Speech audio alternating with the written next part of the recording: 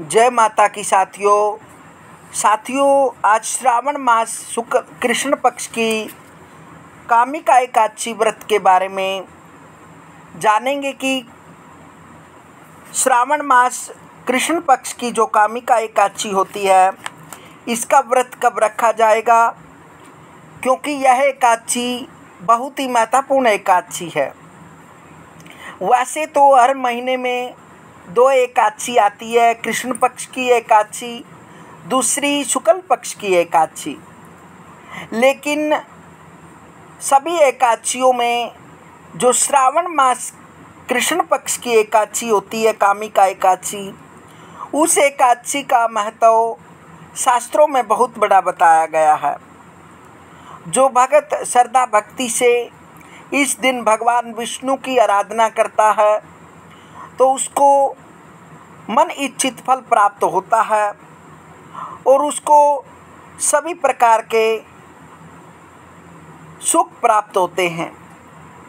वैसे विशेषकर इस एकादशी का व्रत वो भी कर सकते हैं यदि वह अपने पितरों का मोक्ष चाहते हैं या फिर उनको लगता है कि कहीं न कहीं उनके पितर अनेक प्रकार से कष्ट भोग रहे हैं, तो उनको मोक्ष प्राप्ति के लिए इस कामिका एकादशी का व्रत करना चाहिए।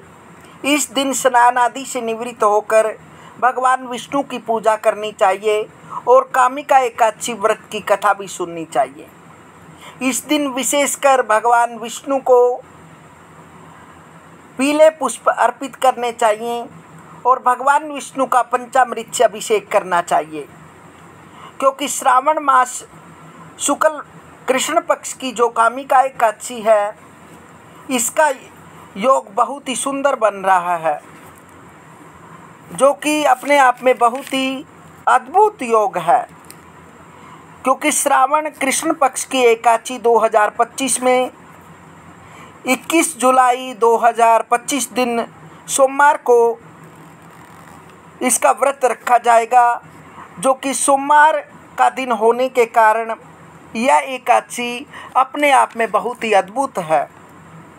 इसलिए इस दिन भगवान विष्णु की पूजा करनी चाहिए और साथ में भगवान सदाशिव का रुद्राभिषेक करना चाहिए, जो कि पंचामृत से करने से सभी प्रकार की मनोकामनाएं पूर्ण होती हैं।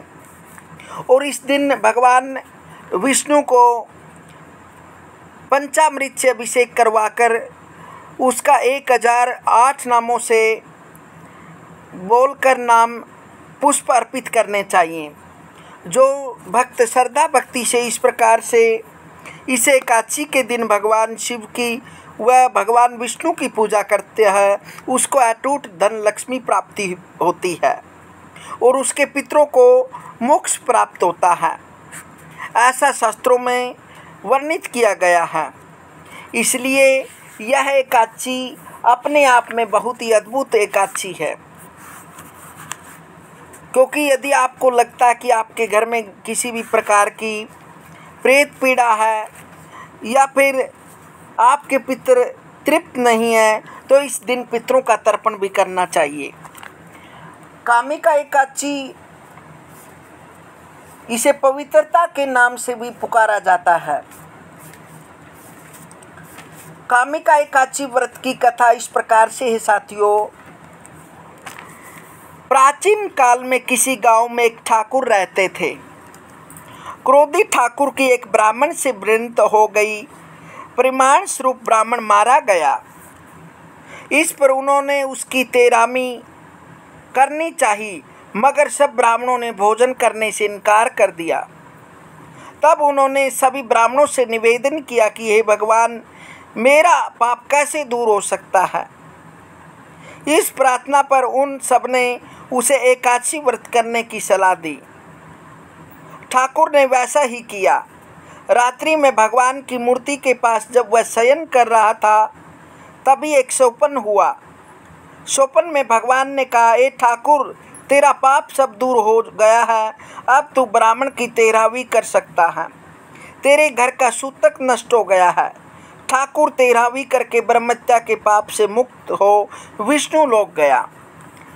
इस एकादशी के प्रभाव से यदि आपने पूर्व काल में या पूर्व समय में या आपके कोई बुजुर्ग ने, दादा परदादा पिता आदि ने यदि ब्रह्मत्या की है या किसी गौ की हत्या की है या फिर पीपल वृक्ष को कटवाया है या फिर किसी भी प्रकार से उसको ब्रह्मत्या का श्राप लगा हुआ है, इस दिन इस एकादशी व्रत को श्रद्धा भाव से करने से उसके पूर्व काल में जो भी किसी ने ब्रह्मत्या जैसे निष्पाप किए हैं वह दूर हो जाते हैं। ऐसा एकादशी का प्रभाव है।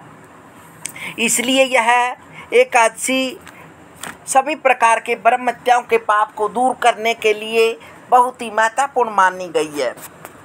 इसलिए इस दिन श्रद्धा भाव से मन, वाणी और शरीर को पवित्र करके भगवान विष्णु की पूजा करनी चाहिए और इस दिन श्रद्धा भाव से भगवान शिव को बेल पत्र अर्पित करना चाहिए, क्योंकि इस दिन यदि श्रद्धा भाव से भगवान विष्णु को या भगवान सदाशिव को रुद्राभिषेक करवाने के बाद बेलपत्र अर्पित करते हैं तो उनका सभी मनोकामनाएं उनकी पूर्ण होती है और उनके पितरों को मोक्ष प्राप्त होता है।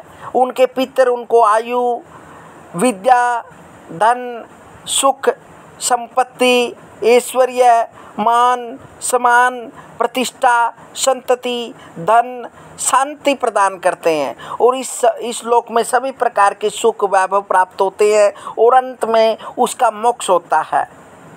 इस प्रकार से इस एकादशी का व्रत करें और श्रद्धा भाव से मन और वाणी को पवित्र रखें और कमेंट में हरिओम जरूर लिखें। मिलते हैं साथियों अगली वीडियो में, तब तक हरिओम। जय श्री श्याम।